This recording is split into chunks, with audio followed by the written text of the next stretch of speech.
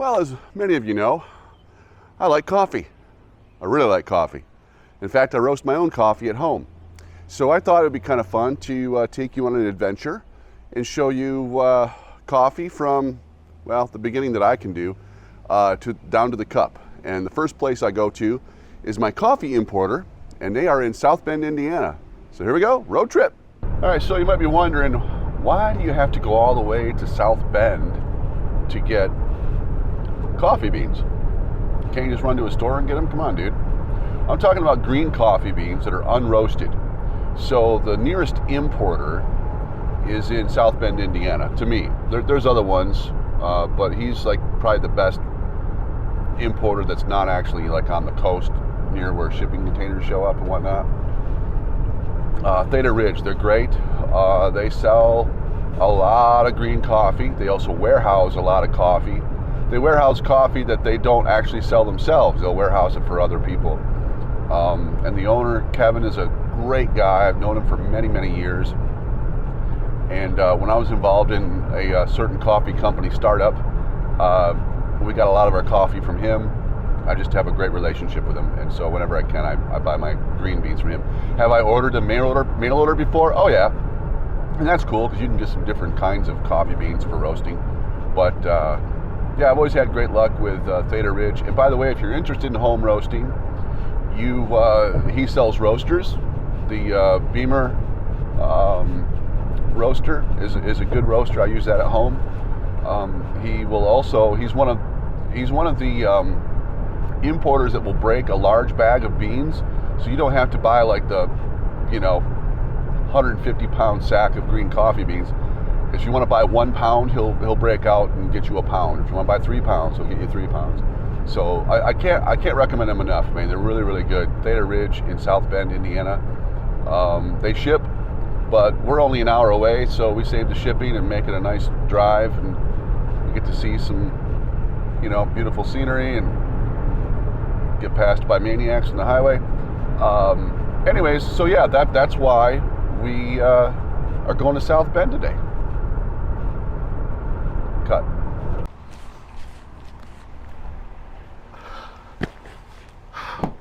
Look what I got, mama. Woo! We got some Yerg, some Colombian woman-owned steel magnolias, and Panama. It's gonna be a good time roasting. Well, we got the coffee, but then we're like, yeah, we're kind of hungry. So quasi coffee related, we stopped for some of this and one of these sandwiches. The thing about Starbucks is they are consistently bad, but they are consistent. And actually their frozen drinks and their sandwiches are actually pretty good. So anyways, bon appetit. Okay, we are back home, and it's time to do some roasting. So let me show you what I got going on here. All right, here we have our Panamanian. We have our Colombian from a woman-owned farm. And we have our Yerg. And I'm really excited to try the Yerg. I've been trying to get a certain kind of flavor out of these for years, and I think I'm just about ready to do it. But yeah, I think to begin with, though, we're going to start with the Colombian. And to do that, we're going to weigh it out. I have this mangy old measuring cup here that I've had for years. It just makes it easier to pour it into the roaster, which is over here. And this is the Beamer roaster. This is the drum that goes in there. There's a chaff collecting tray. And here's the roaster itself. You can see. So let's get this measured out. Now when you go to measure, of course, you have to put your measuring device on there and then turn it on so it knows the tare, and so it can set to 0 with this in there, so that way whatever I'm weighing, I'm actually weighing the right amount. And this roaster will do up to a pound at a time. I usually will put like 15.8 ounces in, just so I have a little flexibility there in case I want to take a little darker. Oh, didn't want the label in there. Okay, almost there. There we go. 15. 0.8. And one for the chef. Okay, so then we're going to take the coffee, put it in the mesh drum, hopefully not get any green coffee on the floor.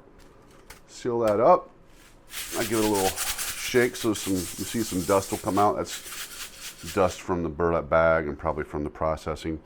Then we're going to put it in the roaster. Okay, turn the light on in the roaster so you can see what's going on here. But basically, you get those beans kind of evenly distributed, and this fits right in there, supposedly. Oh, come on. Fix that in a minute. It's kind of this newer Baimer has been a little bit of a bugger to get that out. There we go. And then I have it sitting on a thing to keep it level on the stove. So that's in there. Put the chaff tray in, put it out, and then I'll take the camera. Thank you, Violet. Violet was helping me. I'm going to turn the light off now. And I know I'm going to do 1 pound, so it brings up the time. I know that A is what I want, and I want profile 1. And you can read about that in the manual. But yeah, then we're just going to hit start. And lo and behold, you hear it going, I hope. We are roasting coffee. So as I'm roasting this, it is June of 2023, and the big news right now is how the wildfires and whatnot in Canada, Quebec, I think, are giving us really bad air quality here in Michigan. So roasting does let off a little bit of fumes. Not really, I mean, they're fumes. You can smell it, okay? You can smell it, so I guess they're fumes. Anyway, so that's why I do it on the stove. And I have the stove fan on, so it's sucking it outdoors. So yeah, you don't want to breathe that roasting smell. A lot of people think, oh, roasting coffee must smell great. No, actually, it's nothing like brewing coffee. Anywho, so basically, it starts off, this particular one, about 18-minute roast. You're really going to be watching. You got to watch and make sure it's an electrical appliance, and you want to make sure that, you know, there's no fires starting. It is possible to start a fire roasting coffee. It's happened to me. Not a house fire, but a chaff fire. More about that later, maybe. But really, when you get down to like the last 5 minutes, you're really going to be paying attention, because roasting, it isn't just set it and forget it and let it go. No, there's a lot more to it than that. When you get down to the last 5 minutes and below, you're really listening, and well, listening is the big part of it, really. Listening, and also we'll turn the light on and check the color of the beans. It'll be hard to see through the screen on the camera, so I probably won't even bother with that. But the other thing is some of the smells around. Then you can start to tell. Okay, I think we're getting about there. Yeah, try to turn the light on here. I don't know, really see in there. Yeah, you really can't see. Sorry. Well, while we're waiting, I'll tell you about the cracks. That's what I mean by you have to listen when you're roasting. So as the moisture is released in the beans, it'll crack. The coffee will crack, kind of like popcorn when it pops, but it doesn't, like, you know, floop out in a big old white ear of popcorn. But the moisture releases, and it's a crack. So there's first crack and second crack. First crack is, hey, we're getting there. And by the time you get to second crack, it's like, okay, you probably should stop roasting soon. You go beyond second crack, and that's when you're starting to get into your more darker roasts. There's the mythical third crack, which really just means you're making charcoal. But anyways, I'm not a fan of dark roast coffees. The lighter the roast, the more the origin flavor that you can taste. So also the more caffeine. A lot of people think, oh, dark roast, it's high in caffeine. No, actually, lighter roasts have more caffeine, because with dark roast, you're literally cooking the caffeine out of it. So yeah, as we get down to like the 5 minute, 4 minute, 3 minute mark, we're going to really be listening for the cracks, and hopefully they come through on the camera here. And this roaster has a pretty cool feature called the Rosetta Stone. No, it's not a language course, although it is that too, but not right here. Basically, when you hear first crack starting, you can hit the letter C on the Beamer roaster, and it'll like based on research and profiles that they have, that they've collected data, it'll reset the timer to go until the, it'll basically reset the timer so that it'll take you to the beginning of second crack. And you really want to be about 15 seconds ahead of the roast if you can. But yeah, it's a pretty cool feature with the Beamer. It's all in the manual. If you decide to get one, you'll dig it. It's pretty cool. Oh, you gotta have patience when you're roasting. Okay, so we're doing pretty good so far. This is about the time I really start paying attention. Oh, the other thing too is when it reaches, depending on how much you're roasting, when it reaches a certain point, it's going to beep, just to make sure you're still paying attention, because it knows you're coming to the end of the roast. So we will hear this beep in just a moment, and my cats will freak out and go running upstairs, but we'll try to catch it right away. Try to catch this, hopefully. Haha. Hopefully you saw that, but I caught it before it beeped, so that's cool. You just have to hit the start button. Okay, so we're coming up on 4 minutes remaining. We should start hearing some cracks pretty soon, and as soon as I do, I'm going to hit that C button there. That's that Rosetta Stone timer reset. So let's see about, we should be hearing some pretty soon. Ooh, I think I heard a crack. Yep. Oh yeah, can you hear that?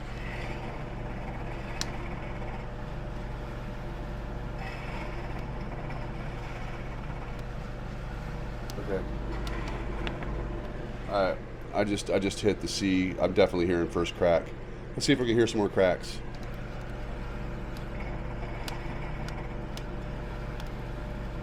So first crack and second crack sound different. First crack is much more lively, a little brighter sounding, a little more, if I had to describe it in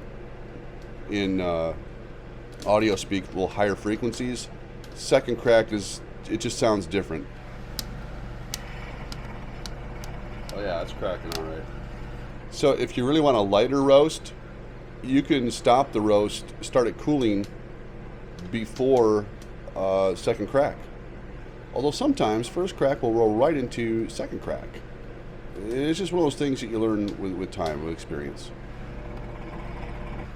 So according to the Beamer roaster, we got about 1.5 minutes until we get to second crack. I bet it happens before that. I'm probably going to stop this prematurely and just start it cooling to make sure I have a good light roast without going too dark. You get to second crack and you're really starting to take it darker than I like to have it. Okay. Yeah, we might have slid right into second crack here. So I'm going to hit cool. Okay, and that immediately starts the cooling process. I don't know if you can see it. Yeah, I think we hit second crack, unfortunately. It still tastes better than anything in a store. I don't know if you can see the smoke coming out of it. Hopefully we don't have a chaff fire. But it is cooling now, and it'll keep going. Yeah, I think we might have taken that one a little bit too long. But you know what? It's the first roast of this, and so I've learned. Next time I'm gonna kill it a little quicker, but we're still getting some cracks even though cooling is going on. So what happens is when you're done roasting, you need to cool it as soon as you can. Some people with these Beamers will actually like have the UV glove things and pull them out, throw them in, and cool them off super fast by pulling them out of the roaster. This is more of a gradual cool down and just following the instructions of the roaster. But yeah, it's definitely smelling a little smoky in here. I think we definitely hit second crack. Okay, we are done with the roast finally. You see here we have some of this little crumbs here. This is called chaff. And let's take a look. Oh goodness, yeah, that chaff is pretty dark. It's actually a wonder it didn't catch on fire. In fact, it might have. But you don't want to open this thing while you might have a chaff fire, because it just fans the flames, as it were. Oh goodness, yeah, that is some dark coffee. Let me pour this out for you. Okay, yeah, that is definitely a dark roast. Oh my goodness. Well, you know, that's part of roasting, is every bean and every roast is different. But man, gosh, look at those. Oh my gosh, yeah, that is a dark roast, man.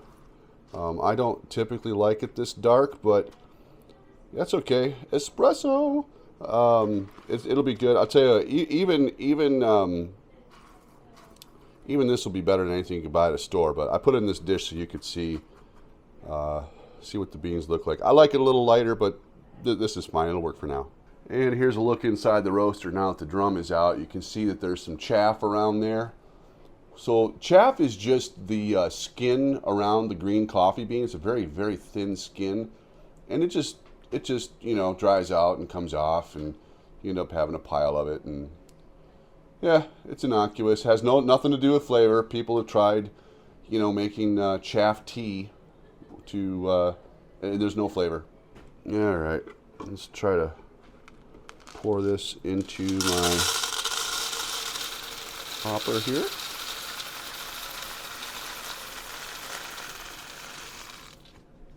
Yeah, buddy. And here we go. We've got our coffee now. This will last us probably a good week or so. This is my studio kitty. She likes to help you make coffee too. Say hi. Say hi. Say hi for the camera. Leave me alone, human. And there you go. That's how we do coffee here at the Gettig Ranch. We get it from the importer. We bring it home. We roast it. We drink. We roast it. We brew it. We drink it. Yeah. So yeah, that went darker, like I say, than I like to have coffee. But it'll still taste better than anything you can buy in a store. I promise you that.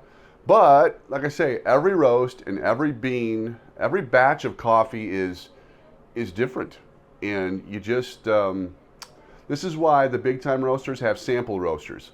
So they will actually do like that. Basically, this is a sample roaster. This little beamer, it's a home roaster. You could do sample roast with it as well, but basically, it's just like, okay, how did it go with 1 pound? Okay, let's scale that up to a whole bag, and yeah.